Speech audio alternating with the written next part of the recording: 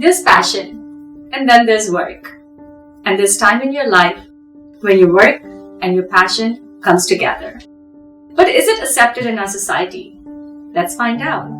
Welcome, Preeti. Thank you. Welcome to Women of Vancouver. Thank you for inviting me. When I reached out to you, I said that, hey, I would love to have you on the show. And that's because it's not many artists, especially in our community, that we find many artists.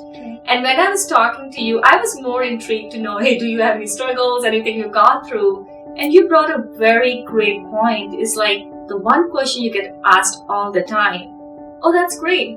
But what do you do? Yeah, I do get that question asked to me a lot of times. So what do I actually do? What is my real job? And I say to them, yes, this is my real job. I'm an artist, believe it or not. And this helps me pay my bills. So, but that's not how it started for me. Like, you know, I got into this business many, many years ago. It was like 18 or 19 years ago. And I started as an art teacher. I was very young. I was only 21 years old, and I just come from India. And then I did my bachelor's in fine arts. That was always my passion. My mom is an artist, so she still paints. I guess that's where I get my inspiration from. And I wanted to pursue that. And my husband was very encouraging, and he's like, "No, just follow your passion. You don't have to do any other job. I mean, I'll support you. Just go do what you need to do." So I enrolled myself in a program at Emily Carr Institute of Art and Design. That time I used to be on Granville Island. So I did my course there, and then I was looking for a job, and I was lost like an immigrant. Like, I didn't know what to do. Like, do I want to be a teacher? In the back of my mind, I do like teaching, so that was always there. And I saw this job opportunity at a neighborhood art studios. Their location was in Fort Langley, and I joined them as an art teacher. Being new and, you know, being from India, I did have a little accent and, you know, very young, and people would kind of, you know, we're not sure, does she know what she's talking about? Art's not a thing in our culture, in our community. Like, you know, you can't be an artist. How can you be an artist? So I didn't have that I want to prove them wrong or anything. I just loved what I did, and I tried to do it really well because I really enjoyed it. And I didn't have to put a lot of effort or anything. I mean, I think it would come naturally to me. I loved being around children, and I slowly kind of made my way up in the way that my boss offered me to be a partner with him in the White Rock location. And I just jumped onto the opportunity. It wasn't easy having a toddler, running a business, and I didn't have any experience. I was very young. It wasn't easy, but I would say I learned from my experiences, and I stayed very persistent and believed what I did. We eventually made it work. After many, many years, we do this thing with Surrey school districts, and then later on other districts as well. We rent spaces from them. We offer a program in their schools, and then so I've taken it next step up. But it did take me about 10 years, I would say, to get there, and not being able to write myself a check for that many years. I just commend my husband to be, you know, very patient with me. So I actually give him the credit, but a lot of it, I'll keep some for myself. But yeah, I did try to stay persistent. You are really determined and committed to your passion so much that when we were talking and when I was making my visual and vision board with you, with the schools shutting down, when everything is going on, you had no classes. No. Nothing. So you had to pick back up to square one. Right? So you had to have that creative habit, like, what can I do now that I'm not able to continue my classes at the school? So tell me about that. I was very lost at that time. I was like, okay, now what? So, I mean, like everybody else, it was devastating first for what was going on. And now I've lost my business, which I finally had, you know, achieved after so many years of struggling. But I was very fortunate. I am very fortunate. I had this really good group of friends that pushed me and encouraged me and motivated me that, you know, try online classes and try custom art and, do it for me and just to motivate me. They even told me to make a painting for their place. And when someone gives you work, then you have to work. I think that gave me a big motivation. So I did do that. And again, thanks to the power of social media, I kept sharing it, my work, and people enjoyed what I was doing for them. And then it kind of knocked their brains, oh, you know what, maybe I can do this too. And I didn't know something like this could be done. I can do that too.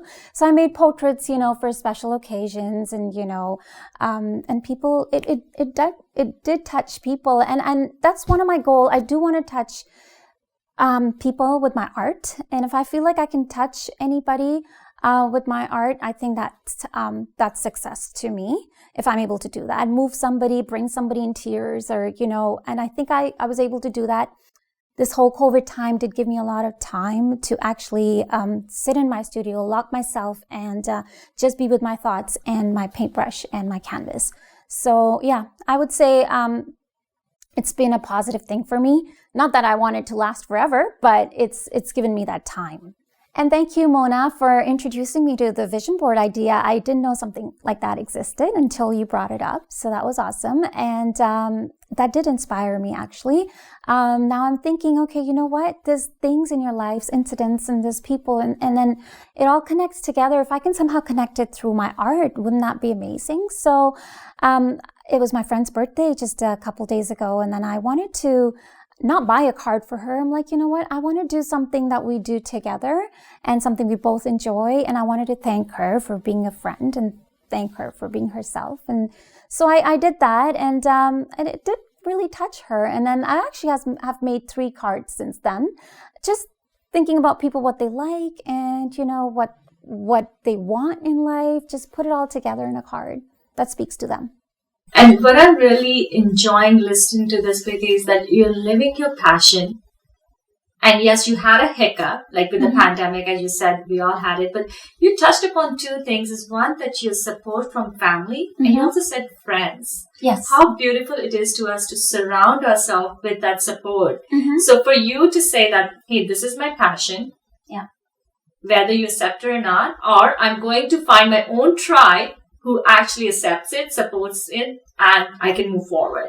I felt like they believed in me more than I actually did myself. And sometimes all you need is a little push. All you need is positive people in your life to affect and, encourage you to do things. Get out of your comfort zone.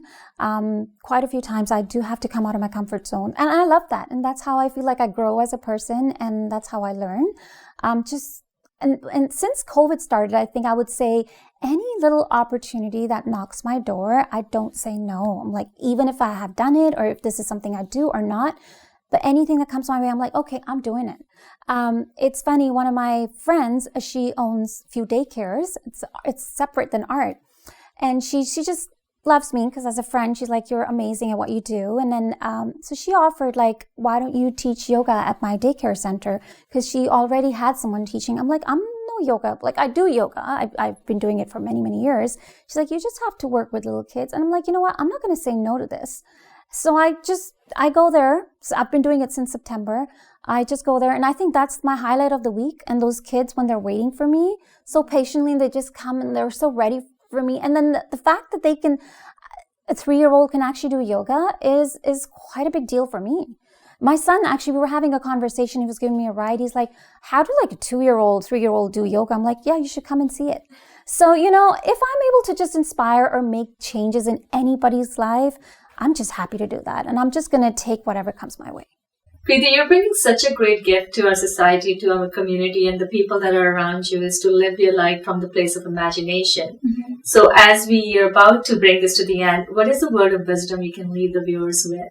I would say just be yourself, be persistent in what you believe in, keep working hard, don't give up.